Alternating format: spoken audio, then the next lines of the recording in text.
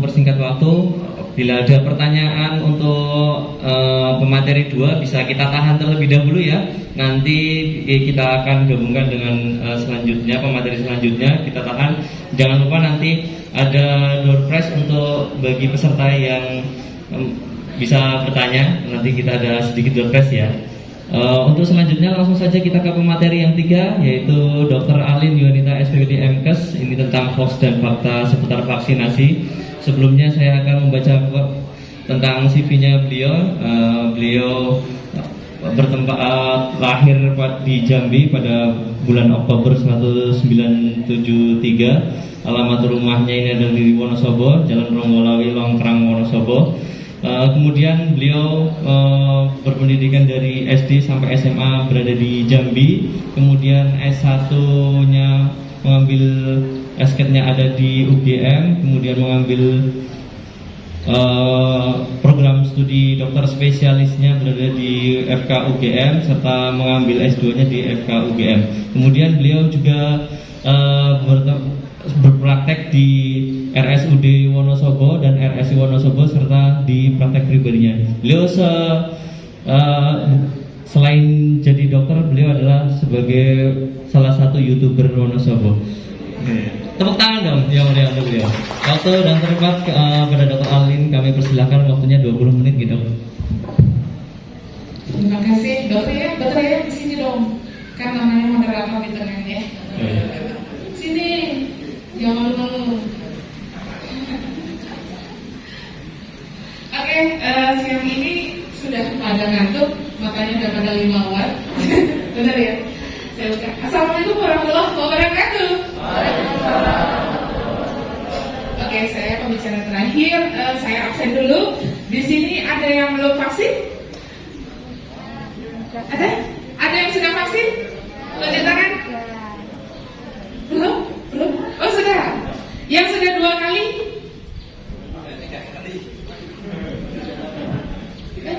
Belakang? Belum? Yang sudah 3 kali? Oh iya, oke deh. Ya, saya sebetulnya disuruh tentang hoax ya. Sebetulnya acara ini harusnya jalannya waktu bulan awal-awal itu ya, Maret, April, Mei ya. Tadi ya nggak apa-apa ya. Sekarang kan kesadaran udah lebih baik. Sebetulnya saya nggak menambah sesuatu yang baru, hanya reminding saja ya. Oke. Ini tentang vaksinasi COVID apa dan mengapa? Iya. Banyak pertanyaan masyarakat, kapan sih COVID ini habis ya? Kita nggak tahu kapan ya. Mudah-mudahan segera, as soon as possible. Karena trennya sudah mendatang. Di RSUD hanya ada 1 suspek, moga-moga negatif. Di RSI sudah lama tidak merawat, PKU juga sudah lama tidak merawat, dan kira-kira 1 bulan terakhir. Kemudian menjadi tantangan kita ya, obatnya bagaimana, vaksinnya bagaimana, terus bagaimana proteksi serta masyarakat yang masa bodoh akhirnya sekarang dengan banyak informasi yang tadinya hoax kesehatan itu mungkin sampai 70-90%, tapi sekarang orang jadi lebih cerdas. Oke, lanjut. Nah, kalau kaitannya dengan vaksin, mungkin orang udah mau vaksin, tapi kalau bisa itu tablet aja gitu ya, mungkin ya. Tapi ini kok suntik, banyak sekali orang yang takut suntik. Sini ada yang takut suntik nggak? Ada. Kemarin waktu divaksin nangis nggak? Nangis. Oh, disediain balon? Oh gitu. Sediakan bahu. Nanti kalau nangis dikasih balon. Oke, next. Iya, apa itu vaksin? Vaksin bahannya vaksinasi, proses pemberian vaksin ke orang. Kemudian imunisasi, proses menimbulkan imun pada tubuh orang. Next.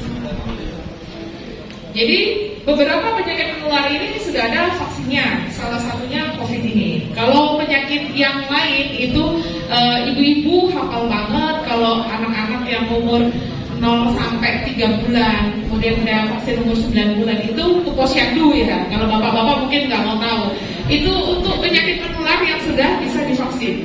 Vaksin tidak mencegah 100% ya, tetapi memberikan perlindungan yang cukup untuk kalaupun sakit tidak parah. Oke, next. Ya, vaksinasi upaya untuk mencegah tertular. Kalaupun tertular ringan saja. Jadi kita harus menganggap vaksinasi ini adalah salah satu yang kita butuhkan, seperti kita butuh makan, kita butuh rumah, kita butuh sehat, kita butuh juga vaksin. Oke. Manfaatnya apa? Satu, udah mencegah penularan penyakit, mengeradikasi penyakit. Dulu pernah ada namanya cacar api. Mungkin yang lahir di atas 1975 udah nggak ketemu penyakit ini ya. Penyakit ini tuh udah berumur ratusan tahun dan udah tereradikasi di muka bumi. Insya Allah tidak ada lagi. Waktu itu untuk polio pernah kita, bumi ini udah bebas sekian puluh tahun. Tiba-tiba satu kasus muncul. Jadi kalau sudah 0 kasus, tiba-tiba satu muncul, kita sebut itu outbreak lagi, wabah lagi. Dan itu ternyata sekarang kasusnya makin banyak. Polio. Kemudian mencegah penyakit yang lain ya, ada polio, morbilli, difteri, tetanus, dan lain-lain. Next. Mengapa orang dewasa perlu vaksin? Karena penyakit yang bisa dicegah dengan vaksin ini masih ada, masih beredar, masih disimpan oleh orang yang tidak ada klinisnya, tampaknya sehat, tetapi dia mengandung kuman. Yang kalau kita kontak, kita kemungkinan tertular. Ya, vaksin sama pentingnya dengan yang lain-lain. Lanjut.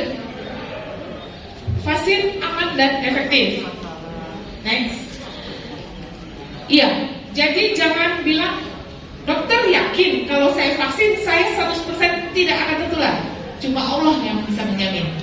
Kita tidak. Manusia tuh cuma berusaha ya. Yang lain-lain dari Allah. Jadi kita usaha dulu, baru tawakal. Next.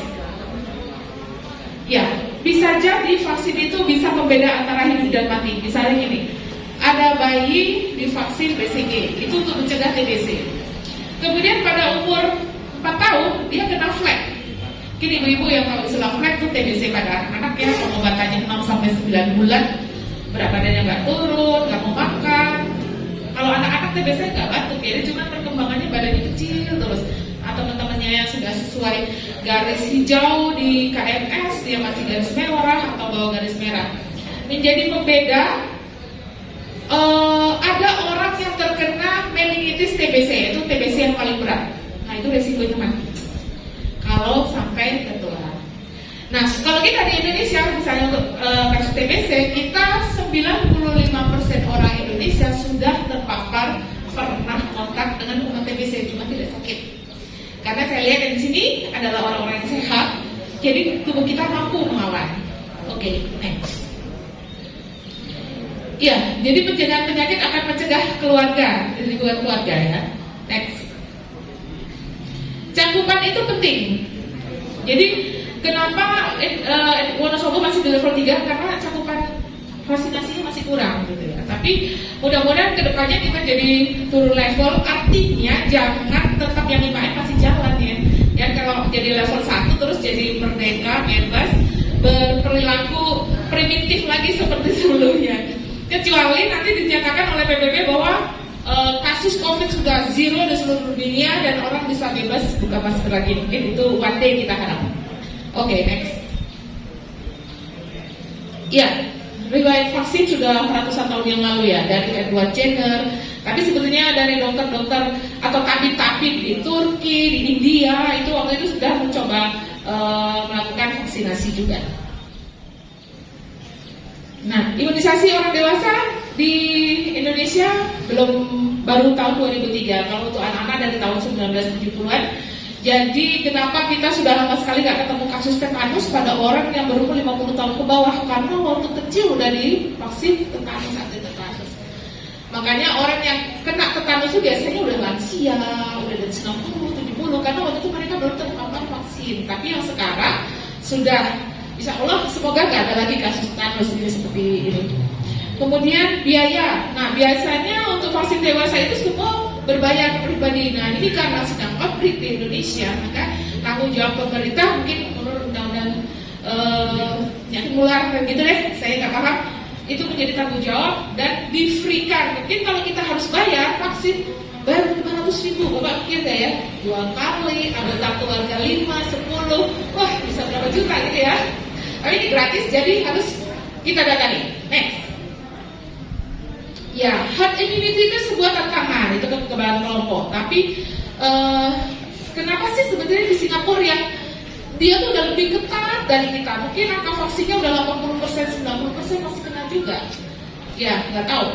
Kalau kadang-kadang gini, saya pikir waktu kita ada di sini karena orang Indonesia suka-suka double juga ya.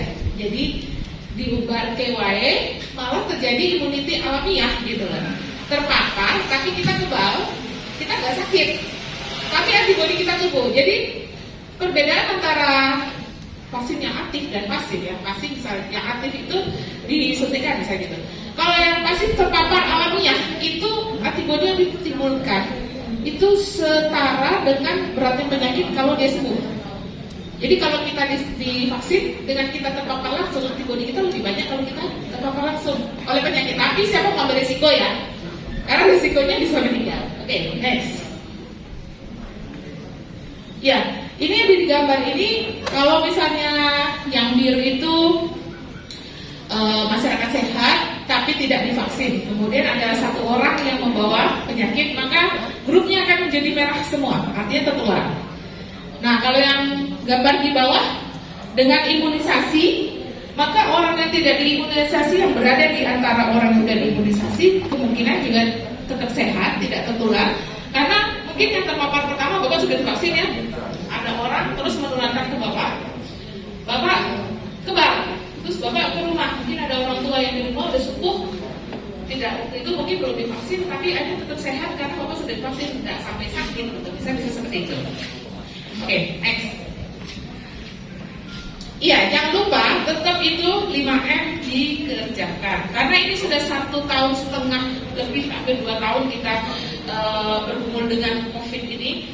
Artinya udah menjadi habit. Sekarang kalau keluar rumah kena angin langsung mukanya rasanya ada yang kurang ya gitu ya. Ya kalau ibu-ibu sekarang udah lebih hemat lipstik, bener nggak ya? Alhamdulillah nggak pakai lipstik. Kalau pakai lipstik nanti ininya cepat kotor juga gitu ya. Jadi bapak-bapak bersyukur juga Pak ya, ini uang untuk make up lebih sedikit Pak sekarang Pak, dibanding dulu ya. Biasanya ibu-ibu tuh mungkin 3 bulan habis satu itu lipstick, jajannya banyak untuk make up, sekarang udah lebih hemat. Bener nggak Bu? Ya, ya. Males memikirkan sekarang kan ya. Oke. Vaksinasi mengendalikan penularan COVID. Oke. Lanjut. Iya, tujuannya untuk mencegah angka kesakitan, angka kematian, dan mencapai kekebalan kelompok atau herd immunity, menjaga produktivitas, meminimalisasi dampak sosial ekonomi. Oke, lanjut. Ya, pengembangan vaksin. Jadi sekarang udah banyak yang mengembangkan vaksin. Ada yang mungkin yang Sinovac, yang Moderna, dengan segala cerita di belakangnya ya, mungkin pegel, sempat demam, sempat apa. Oke, kita nikmati aja karena itu sebagai satu proses tubuh membuat antibodi. Lanjut. Ya, ada yang disebut sel konversi, artinya kalau itu tuh IgM-IgG ya. Misalnya kita belum pernah terpapar, kita IgM-IgG-nya negatif. Tapi kalau kita pernah kontak langsung, IgM kita positif. IgM positif belum tentu secara klinis sakit ya. Mungkin cuma positif aja, tetapi tidak sakit. Kemudian tubuh kita membentuk antibodi yang jangka panjang, namanya imunoglobulin D. Nah itu jadi positif juga. Kemudian kalau seroprotektif, artinya antibodi yang diproduksi tubuh kita tuh mampu melindungi kita untuk tidak sakit. Mungkin dari negatif jadi positif, tapi kriteria angkanya berapa sampai sekarang tidak tahu batasannya berapa. Mungkin tiap orang berbeda-beda ya tiap orang. Next. Ya ada namanya efikasi. Efikasi artinya orang yang divaksin menjadi sakit itu sedikit dibanding orang yang tidak divaksin terus sakit gitu ya. Kemudian ada efektivitas vaksin. Kita sambil menilai efektivitas vaksin setelah banyak warga yang divaksin. Apakah angka kejadian penyakitnya menurun? Alhamdulillah sekarang udah menurun. Lanjut. Iya, untuk settingan ini ada orang sakit itu ada orangnya, ada penyakitnya, ada cara untuk menularkan. Terus indikasi kontraindikasinya apa? Lanjut. Siapa yang memperoleh vaksin? Lanjut. Ya, memang pada tahap awal yang mendapatkan vaksin adalah orang-orang yang di publik ya. Tapi sekarang udah ke masyarakat. Jadi harapannya targetnya 100%, walaupun itu sulit, tapi at least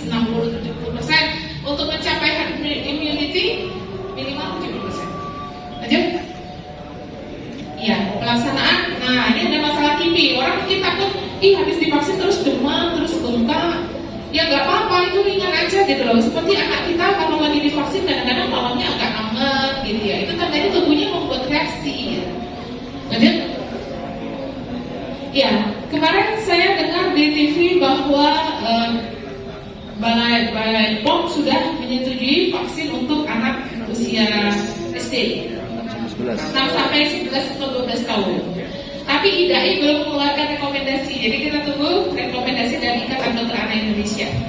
Oke, lanjut. Persiapan bagi orang yang divaksin. Biasanya orang, karena dulu waktu tahap awal kan tenaga kesehatan dulu yang divaksin. Itu syarat yang dikeluarkan oleh PAPDI itu ketat banget. Karena waktu itu ini baru.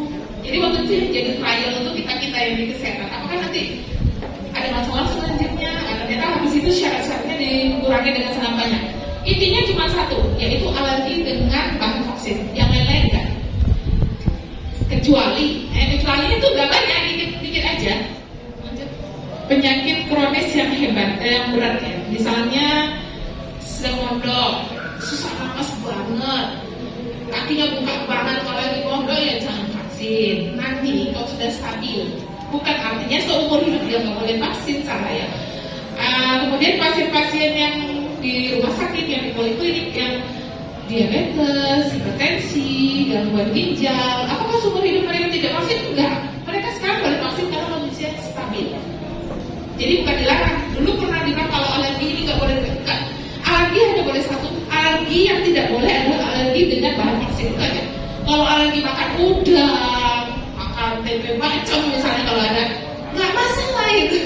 Tempe bacem bukan vaksin gitu ya. Jadi alergi yang lain nggak masalah. Autoimun yang berat tadi, kalau sakit kumat, kalau nggak kumat boleh. Ya, jadi nggak usah takut. Lanjut. Iya, kita patuhi jadwal vaksinnya karena tiap-tiap platform itu berbeda. Ada yang jarak 28 hari, ada yang 3 bulan ya. Ada yang 3 bulan, kita ikuti saja. Lanjut. KIPI atau kejadian ikutan pasca imunisasi efek simpang vaksin. Terus, ya, efek lokal yang terjadi mungkin yang kemarin agak bengkak siapa? Tangannya habis divaksin. Nangis nggak? Sampai libur nggak? Enggak ya, tetap kerja ya, strong gitu. Oke, itu kan paling nyeri di lokasi injeksi, bengkak, agak merah, gatel, kemudian kulitnya jadi warnanya itu cuma sementara dan itu bisa diobati. Kalau ada yang bilang hoax itu dilarang pakai paracetamol, enggak, itu tetap boleh dan tidak mengganggu proses pembentukan imun. Lanjut.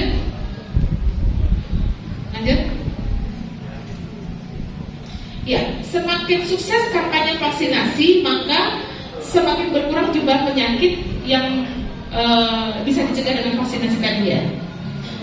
Kemudian jangan sampai masyarakat kita karena saking takutnya divaksin malah terjadi sesuatu yang jelek. Ini contohnya gini. Selama periode 1 tahun awal, 1,5 tahun awal, itu rumah sakit sepi banget. Polinya yang bisa sehari kunjungan satu poli 80 orang bisa cuma 10. Kenapa yang lain? Padahal penyakit dalam itu pasien-pasien kronik. Takut ke rumah sakit, takut tertular, akhirnya tidak berobat. Ada beberapa efek yang akhirnya saya temui pada pasien saya. Udah dia ginjal, harus cuci darah, baru 2 bulan cuci darah meninggal. Itu kami sangat sesali sekali karena sebetulnya selama kita menjalankan 5M tadi tetap aman kok. Gitu ya.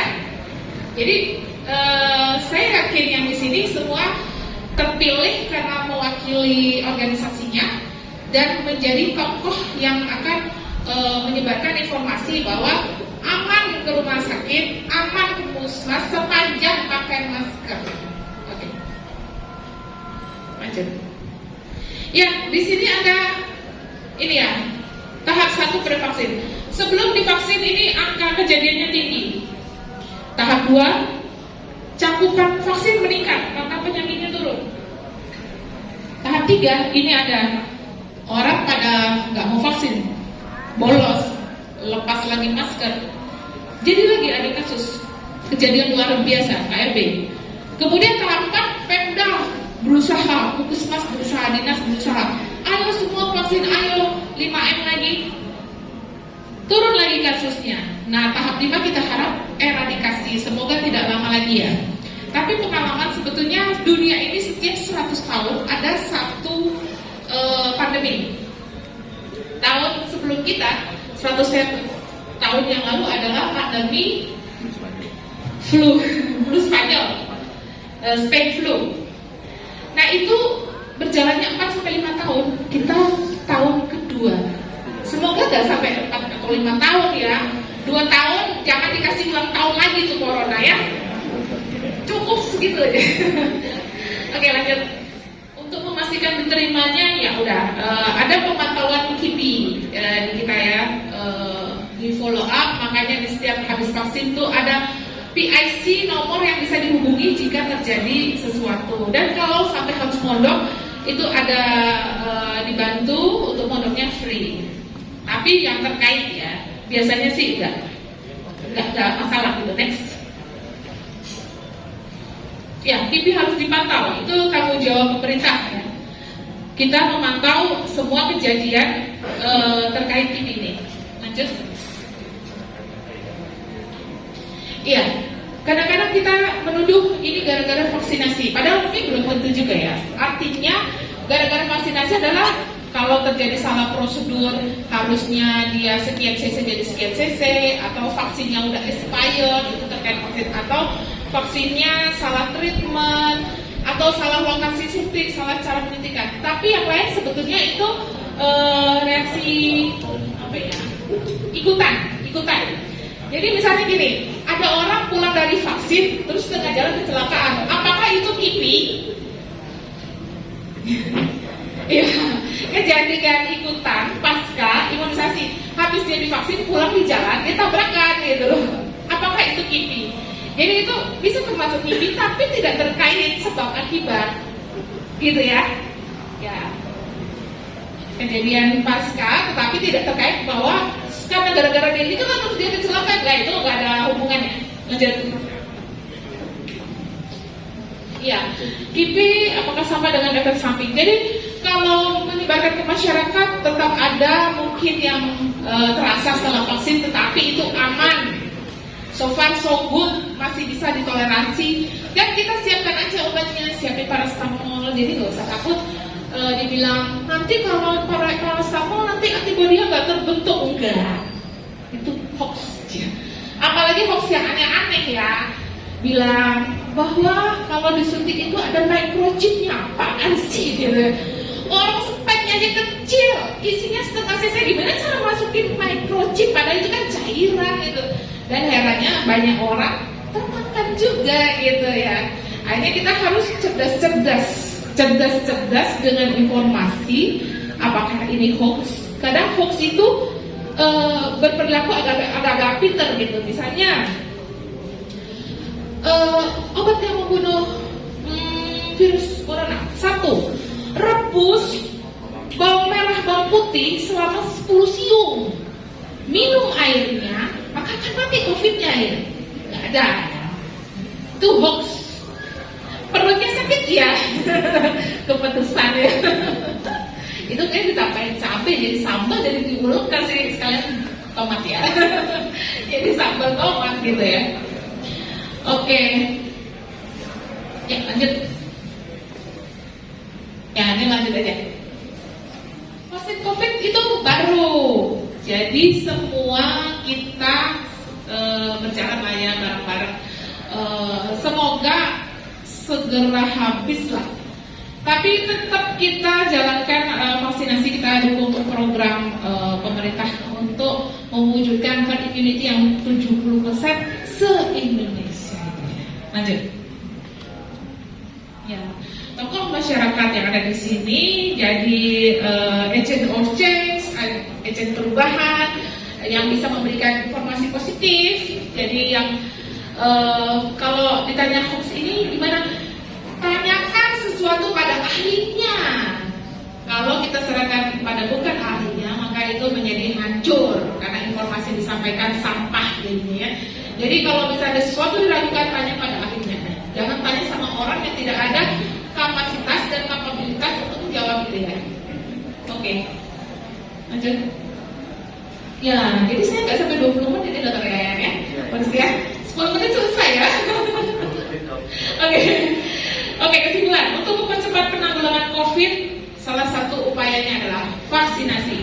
2, agar memutus rantai penularan, kita target 70% tercapai. 3, vaksinasi COVID dilakukan pada orang sehat atau yang penyakitnya dalam keadaan terkendali. Ya, 4, tokoh masyarakat semua di sini ikut membantu mensukseskan vaksinasi gitu kayaknya ya. Yang lain-lain monggo nanti ditanyakan dalam diskusi saja, mungkin lebih enak kalau interaktif. Semoga pada nggak ngantuk, yang ngantuk siapa ya? Saya tutup, wabillahi taufiq wal hidayah. Wassalamualaikum warahmatullahi wabarakatuh. Waalaikumsalam. Jangan setelah ini pada nggak takut vaksin ya dok ya. Mungkin kita langsung masuk saja untuk sesi diskusi karena berhubung waktunya sudah siang. Mungkin dari peserta yang di sini hadir sekalian ada yang mau ditanyakan terlebih dahulu. Monggo, Pak. Ada door prize-nya loh, tapi bukan vaksin ketiga ya? Bukan. Oh, enggak mau juga. Terima kasih. Assalamualaikum warahmatullahi wabarakatuh. Waalaikumsalam. Perkenalkan, nama Samsul Ma'arif, lulusan dari Ormas Nahdlatul Ulama. Beberapa hal akan saya sampaikan. Yang pertama, tadi dari Pak Sekda, Pak Kapolres, dan Pak Sanggil. Saya selaku utusan dari organisasi maupun masyarakat yang pertama ucapan terima kasih dan apresiasi yang luar biasa kepada pemerintah atas kerjasamanya, baik dari Polri, pemerintah kami ini Dinas Kesehatan yang telah melaksanakan tugas yang sangat baik.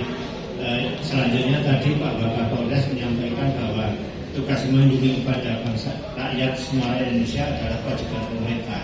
Tadi Pak Sekda menyampaikan terkait dengan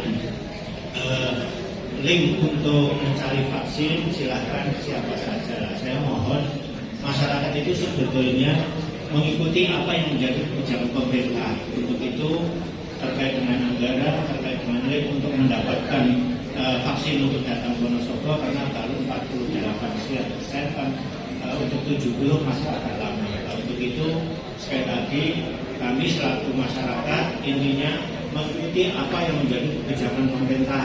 Dalam hal ini kalau ingin divaksin diperintah ya untuk datang ke lokasinya. Untuk itu agar vaksin itu nanti bisa datang ke Wonosobo, mohon berkenan dari kesehatan dalam hal ini untuk bagaimana menjemput vaksin itu dengan link-link yang dimiliki sehingga nanti rakyat segera meningkat yang divaksin sehingga pengurangan penyakit itu akan semakin menurun. Terima kasih. Itu hanya sebagai saran masukan saja agar pencapaian vaksinasi COVID-19 ini di era pandemi COVID ini segera tercapai sehingga rakyat akan sehat dan kehidupan pulih seperti biasa. Terima kasih. Assalamualaikum warahmatullahi wabarakatuh. Waalaikumsalam warahmatullahi wabarakatuh. Bisa mau langsung jawab apa kita tampung dulu? Pak Ari, mau langsung jawab atau kita tampung terlebih dahulu ya? Mungkin ada yang pertanyaan kedua dari ibunya yang sebelah sini. Saya, Ibu siapa? Ngomong, silakan. Maju, suruh nyanyi di sini.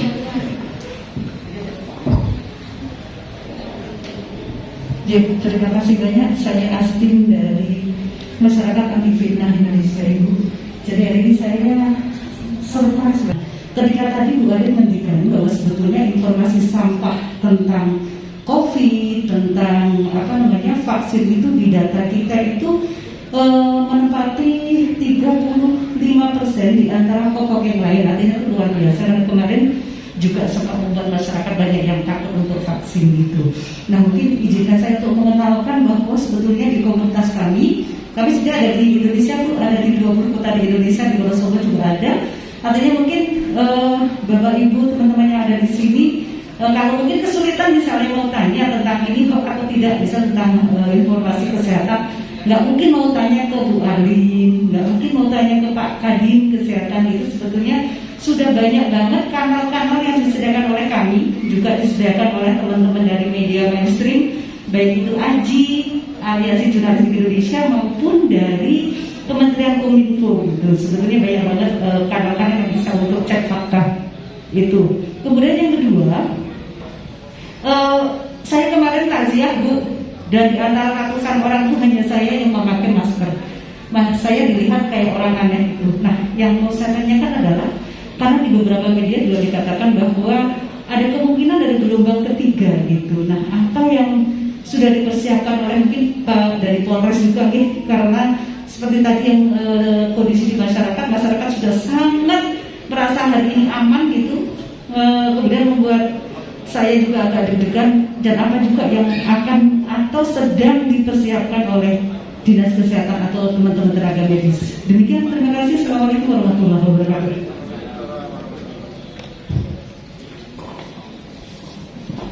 Terima kasih Bu Astin atas pertanyaannya. Mungkin yang ketiga, yang tadi bapaknya yang sebelah sini.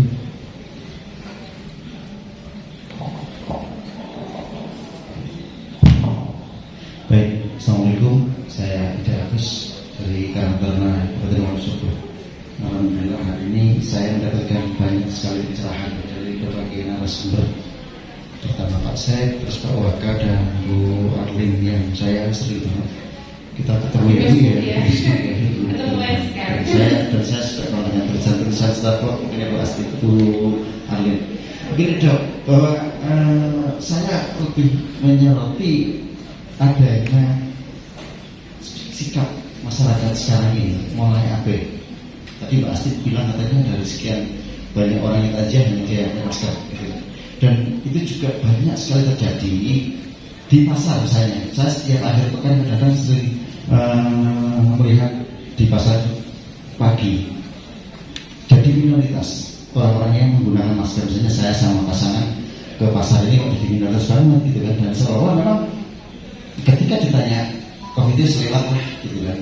Nah padahal kita tahu bahwa kayaknya nih, semoga aja nggak terjadi, ada potensi gelombang ketiga. Nah ketika gelombang ketiga ini jauh lebih dahsyat barangkali, tapi kita berharap itu tidak. Nah bagaimana sih sebetulnya persikapan terhadap hal itu ketika gelombang ketiga nanti itu terjadi, dan itu lebih berat dari periode Juli kemarin, di mana hampir setiap hari kita bosan mendengarkan kawanan ambulans. Nah ini nanti yang harus disadarkan kepada masyarakat. Sejauh mana sebenarnya nanti masyarakat itu teredukasi, karena mungkin rasa jenuh 1,5 tahun lebih masyarakat sudah harus memakai masker, sudah dengan pembatasan kegiatan, dan sekarang saya kebetulan melihat di lapangan itu sudah abai betul, hanya beberapa. Kemudian berkaitan dengan vaksin, beberapa waktu yang lalu saya melakukan sebuah survei di beberapa tempat kesehatan. Ada yang mengatakan bahwa seperti ini, vaksin ini kan diciptakan untuk COVID generasi pertama dulu yang alpha kayaknya. Nah, sekarang yang merupakan adalah varian delta. Kira-kira masih ngefek nggak begitu seperti itu kan? Apakah memang seperti itu bahwa vaksin yang kita pakai sekarang, baik itu Sinovac maupun merek-merek yang lain, itu sebenarnya lebih ditujukan kepada COVID periode awal, bukannya delta. Meskipun realitanya hari ini capaian vaksin ini juga terus meningkat, terus angka penderita vaksin juga mulai menunjukkan angka-angka yang landai. Barangkali itu kemudian yang saya sampaikan. Terima kasih dokter. Assalamualaikum. Waalaikumsalam warahmatullahi wabarakatuh. Untuk sesi pertama kita tampung 3 pertanyaan terlebih dahulu. Nanti kita lanjutkan pada sesi yang kedua. Bagi yang mau bertanya ditahan dulu. Mungkin langsung kita beri jawaban saja dari narasumber. Untuk yang pertama dari Bapak Samsul mengenai link vaksinasi, dan ada satu tambahan ini mengenai pengendalian COVID di pesantren pondok ini Pak ya. Nah ini kan di lingkungan pondok itu kan berkerumun antara di asrama itu. Nah itu untuk menanggulangi pada orang-orang yang di pondok itu bagaimana? Mungkin bisa langsung dijawab oleh Bapak Ari Imam. Mohon waktu dan tempat kami persilakan.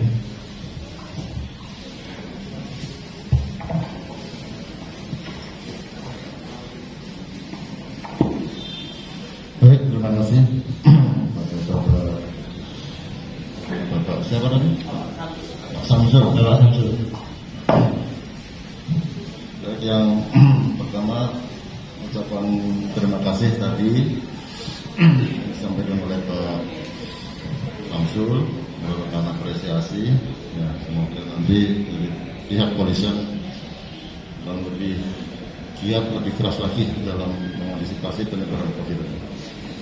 Terus terkait dengan masalah bijak pemerintah untuk mendapatkan link, mungkin saya kira dari ini khususnya di Polres ya, Polres sudah share ke Instagram, kemudian mungkin ada di Facebook ya, terkait dengan masalah vaksin, pelaksanaan vaksin yang ada di Polres. Namun demikian memang terus terang kami sampaikan bahwa untuk vaksin saat ini untuk Polres ini sudah belum ada stok lagi ya, belum ada stok lagi. Jadi saat ini kegiatan vaksin yang ada di Polres ini vakum ya, hanya penyuntikan di dosis 2-nya. Dan mudah-mudahan dalam waktu dekat ini akan mendapatkan dropping lagi jumlah vaksin untuk segera disuntikan kepada masyarakat warga Kabupaten Wonosobo yang belum dilengkapi lagi. Sekarang sudah langsung tatap muka ya. Dengan juga di pondok yang rawan dengan kerumunan ya.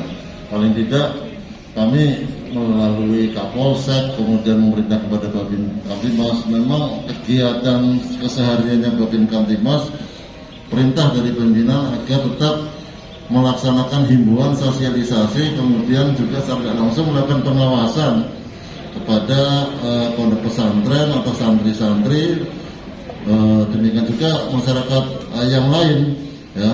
Jadi untuk tetap melaksanakan himbauan ya, makanya saya minta tolong juga bantuan kepada para tokoh masyarakat atau tokoh agama yang juga ikut membantu memberikan himbauan-himbauan, karena kalau dilihat atau dibaca di media online, gelombang 3 ini juga masih mengintai ya, untuk gelombang yang saat ini kelihatannya sudah normal, tapi sebetulnya belum, masih ada pandemi ya, karena mungkin kita sudah, masyarakat kita hampir sebagian sudah vaksin sehingga sudah ya lumayan cukup kebal lah, paling tidak membiarkan. Hebat banget ini, kita dukung ya yang anti hoax itu dibagus ya. Jangan sampai kita ikut menjadi perantara hoax yang kita sebarkan, karena informasi itu baru di-upload sekali ke belahan bumi manapun dalam waktu 1 menit berikutnya sudah mungkin jutaan orang yang membaca. Jadi jangan sampai kita menjadi orang yang ikut menyebarkan hoax gitu ya. Makasih banget, semoga lebih banyak lagi yang di-upload adalah yang tidak hoax ya, jadi orang lebih benar gitu cara pikirnya. Kemudian nih agak tergelitik nih masalah gelombang ketiga ya. Siapa sih yang kemarin itu bisa menduga bahwa Juli Agustus itu menjadi benar-benar bulan yang mematikan, termasuk ayah saya jadi korban juga. Kami sekeluarga besar juga menjadi korban, walaupun sudah mencoba dengan selalu memakai masker, ternyata masih kena juga ya gitu ya. Semoga jangan sampai terjadi. Tetapi kalau melihat abainya masyarakat, nah itulah pentingnya kemanapun kita ingatkan lagi, misalnya arisan.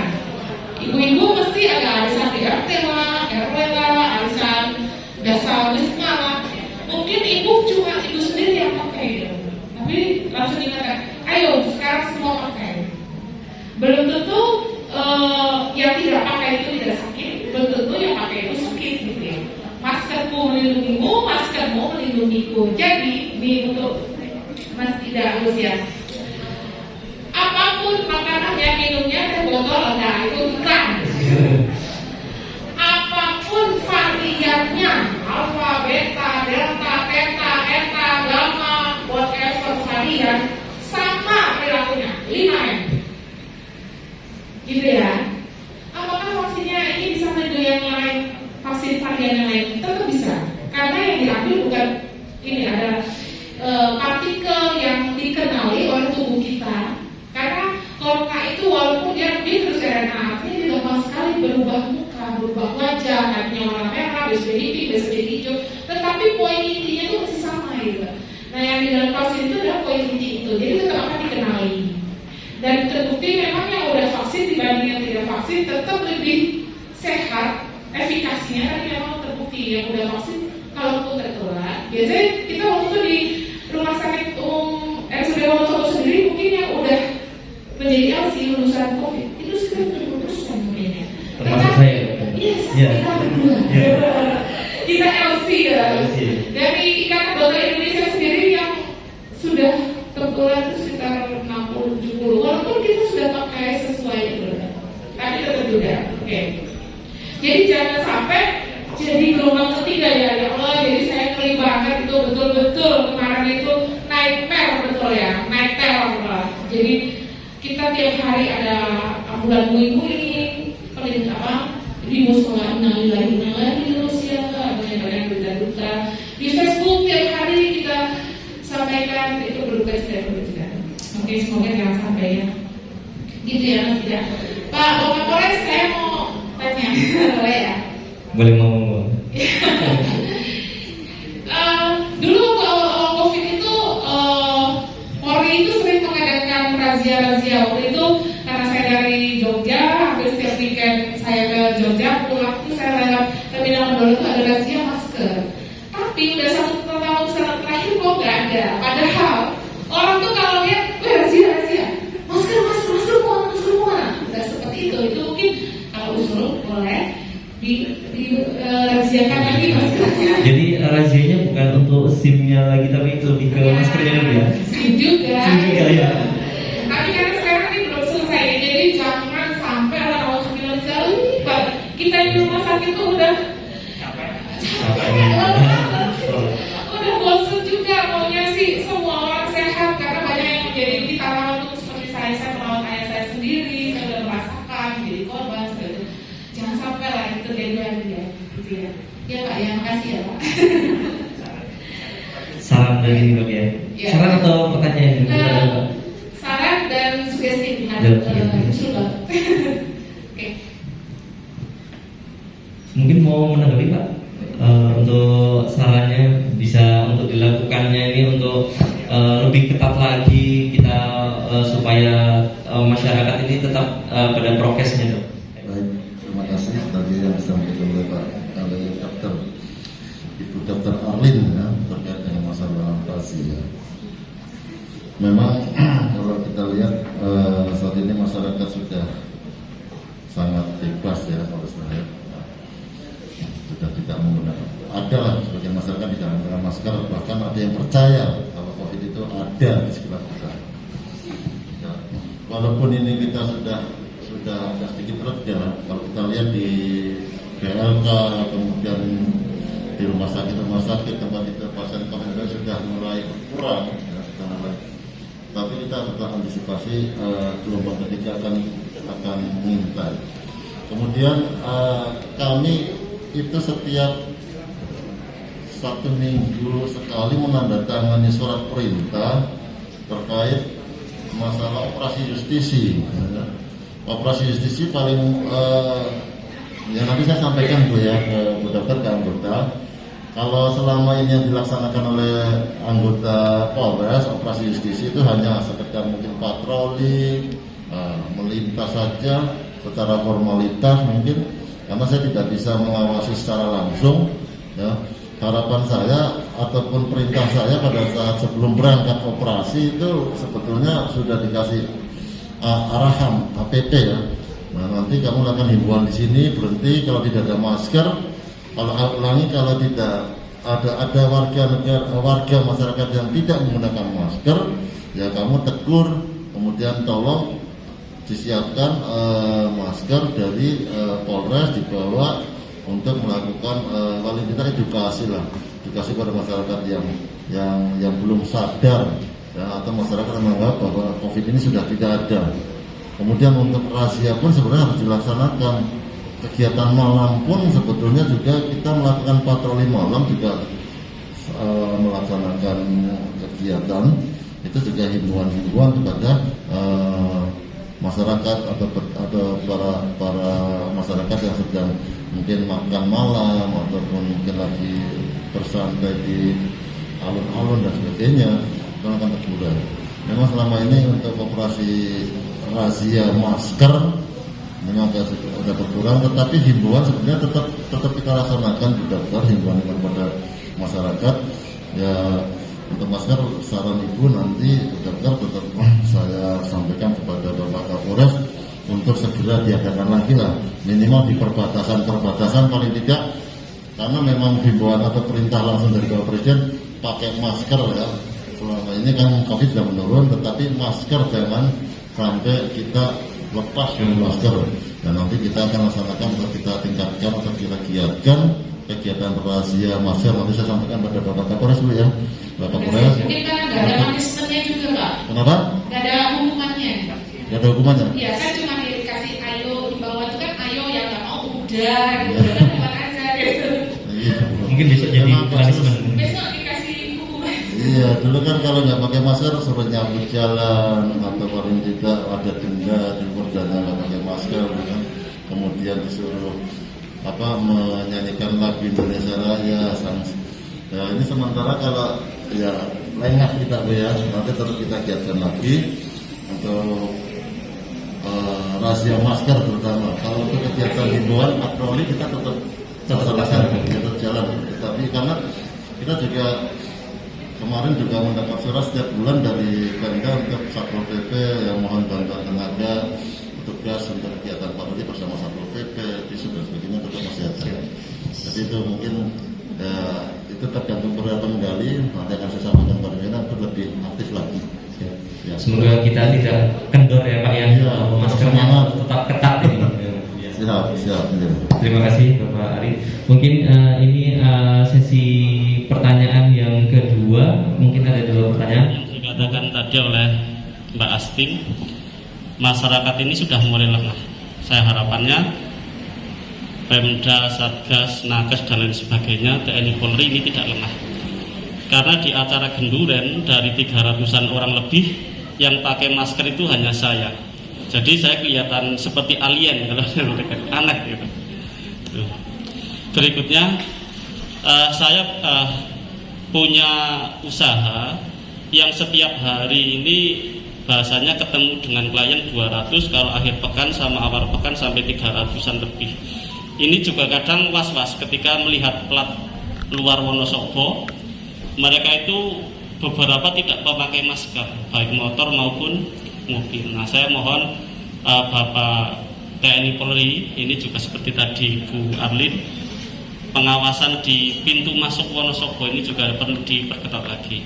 Kasihan pelaku-pelaku usaha wisata, setiap hari was-was ketika ketemu orang, puluhan orang tiap hari ketemu dengan kita. Terus berikutnya, masyarakat Wonosobo ini kan tingkat animo kerumunan massa ini kan luar biasa.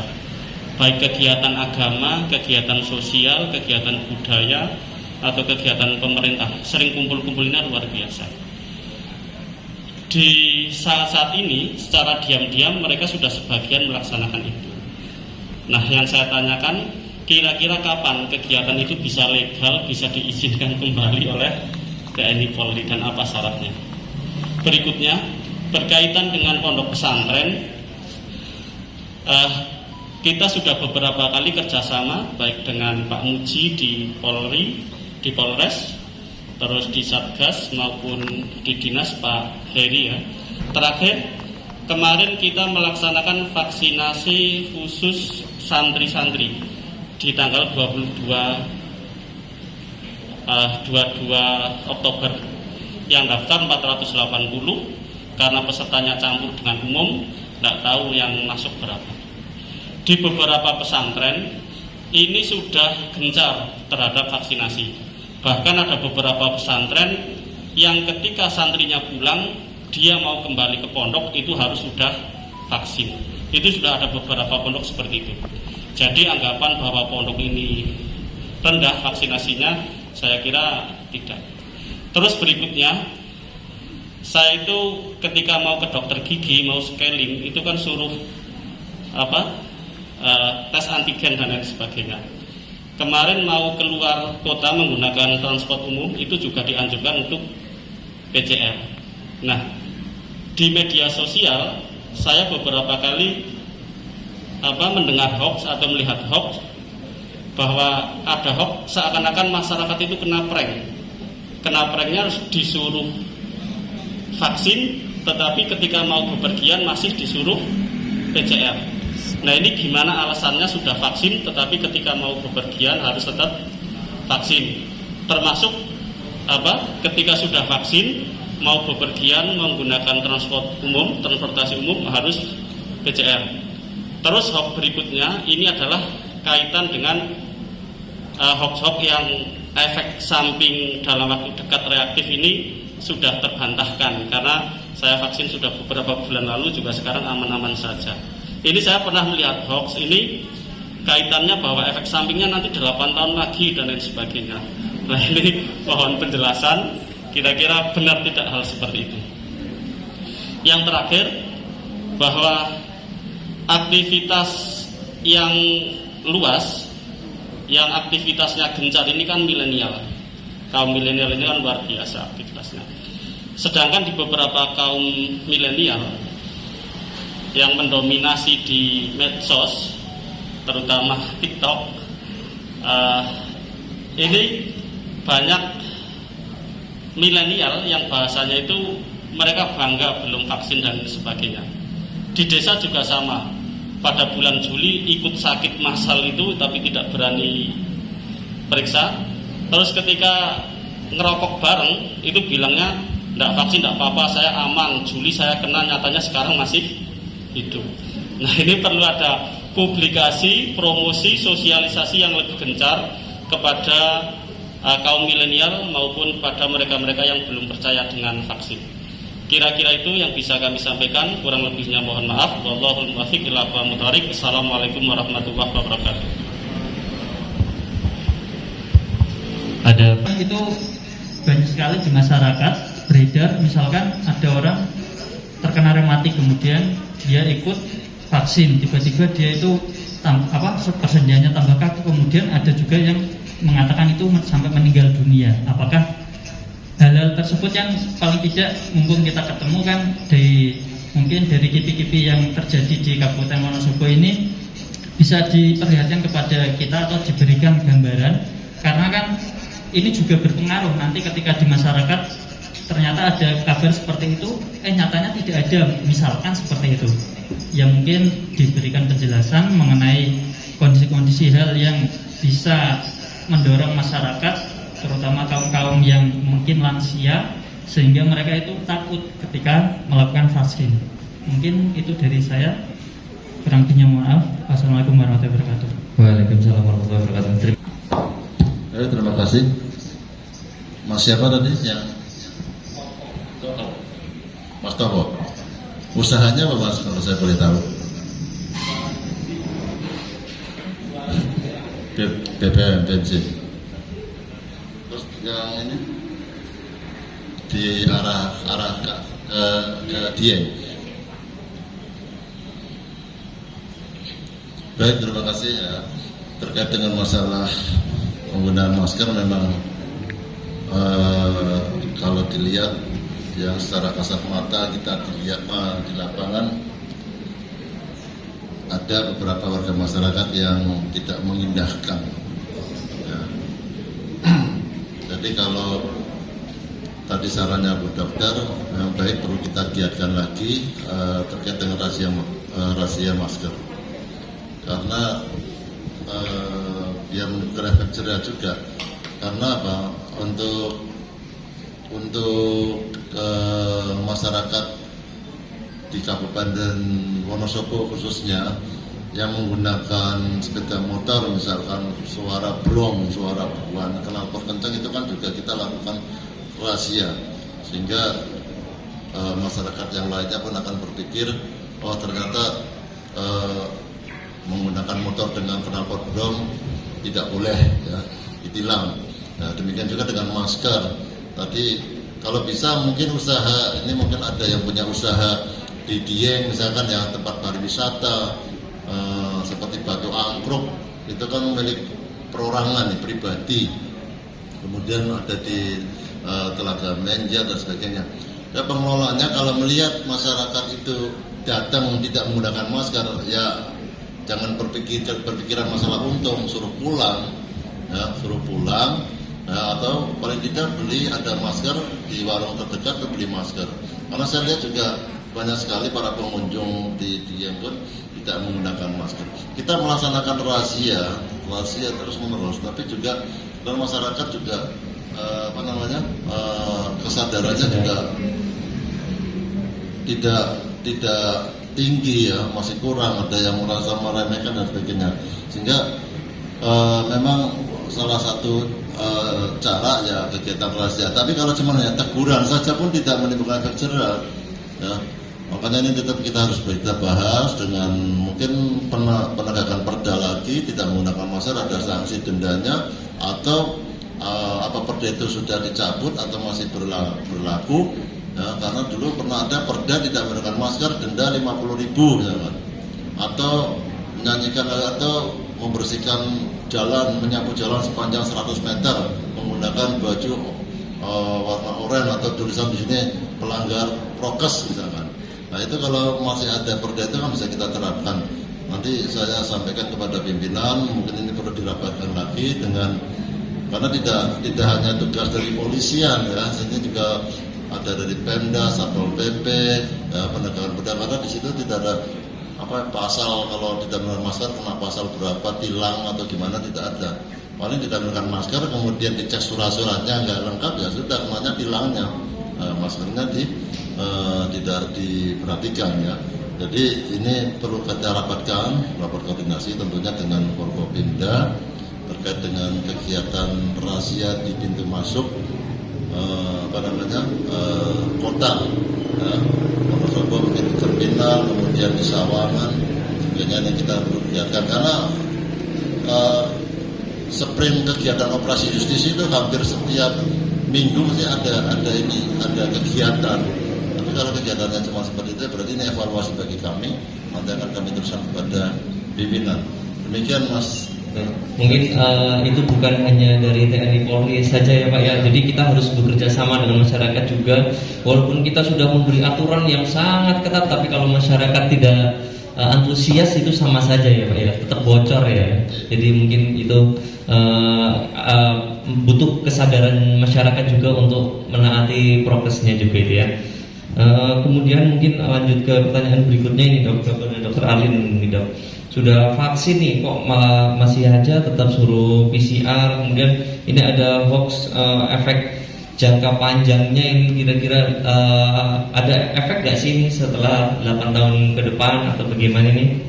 Kemudian yang belum vaksin ini, kok ini bangga ya, saya masih udah nggak vaksin dulu, pernah sakit kok sekarang masih hidup, wah ini malah kok senang sekali ini. Nah ini solusinya bagaimana ini, Dok? Ya, makasih. Tadi tentang, jadi kalau udah vaksin, kenapa suruh tes PCR? Jadi nggak vaksin terus pasti dalam waktu sekian tahun nggak bakal kena lagi, itu salah juga.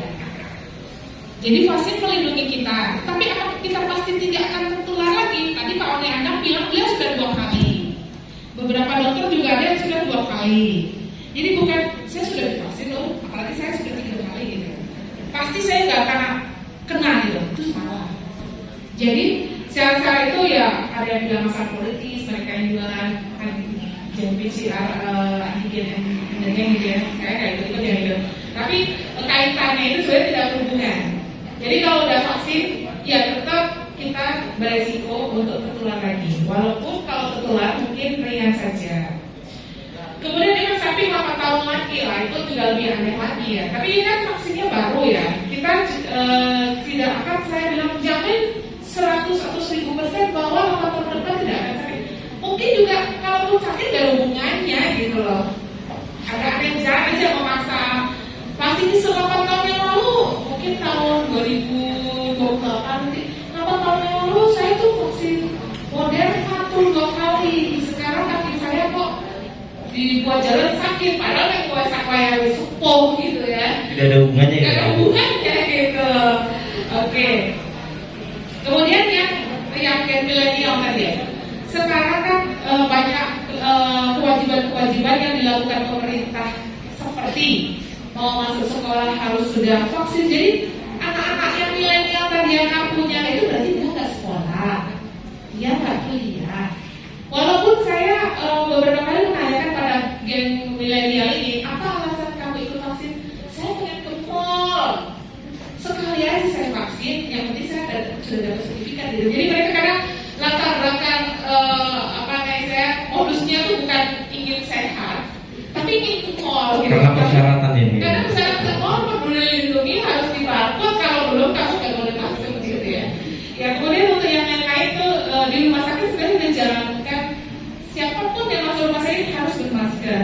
Nah siapapun yang masuk ke lokasi wisata di tempat bapak ibu misalnya ada kegiatan, misalnya ibu-ibu pengaku arisan misalnya, arisan wajib pakai masker. Dibuat aturan seperti itu. Di tempat praktek saya pun seperti itu. Jadi saya bilang no masker, no entry. Gitu. Jadi vaksin tidak melindungi 100%, tapi tetap Tidak. harus prokes ya. Tetap. Ya. Ini Ini apapun variannya, vaksinnya sama. masker, Maskernya. gitu ya. Oke. Sama satu lagi nih dok, tadi yang belum dijawab tentang gambaran KIPI nih dok. Gambaran Oh, iya, KIPI-nya itu KIPI. bagaimana nih? KIPI alhamdulillah gak ada yang berat. Jadi cuma bengkak lokal, nyeri sehari, 2 hari, 3 hari, demam mungkin ada yang sampai 4 hari, 5 hari, itu yang paling berat. Kemudian ada yang memang alergi. Alerginya itu sampai seperti diduga gitu. Jadi seluruh badan. Nah, untuk yang itu berarti beliau alergi terhadap komponen vaksin dan itu tidak divaksin lagi dengan judul yang sama. Dia harus ganti platform dan diulang dari nol. Gitu. Jadi nggak nyambung. Berarti Jadi nggak vaksin. berat ya. Berarti diganti vaksin atau begini? Ganti vaksin yang lain. Misalnya kemarin dia alergi Sinovac, kemudian ada yang AstraZeneca, ya ulang lagi ya AstraZeneca 1 ada 2. Jadi tidak ada yang sampai meninggal, nggak ada. Yang di Wonosobo alhamdulillah lokal saja, nyeri, demam, merah, bengkak sedikit, agak bisa digerakkan itu maksimal 4-7 hari. Yang pondok pun ringan gitu loh, cuma demam sekitar 37, 38, ada juga yang pernah sampai 39, tapi itu bisa terhandle dengan baik, nggak masalah. Oke. Baik dok. Mungkin bisa sedikit saya simpulkan ya mengenai materi pada kali ini. Intinya adalah kita perlu kolaborasi sama-sama, bukan hanya dari tenaga medis, bukan dari TNI Polri, tapi juga harus dari masyarakat, kesadaran itu sendiri ya dok ya. Ya, mungkin seberapa besar pun usaha pada TNI Polri untuk menegakkan prokesnya, kalau masyarakat tetap tidak patuh sama saja bolong mungkin ya ini. Dan mungkin setelah ini kita semoga tidak akan termakan hoax yang beredar di pada masyarakat, dan mungkin yang belum vaksin yang diharapkan supaya tidak takut lagi terhadap vaksinasi, malah justru lebih bagus divaksin ya daripada tidak divaksin ya.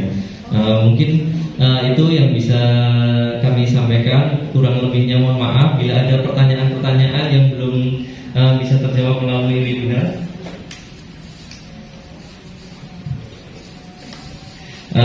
mungkin itu yang bisa saya sampaikan. Mungkin kurang lebihnya dari saya mohon maaf. Mungkin ada sedikit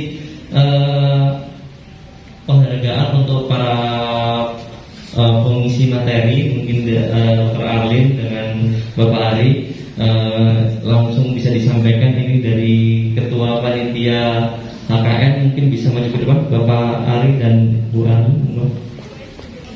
Bapak Ari.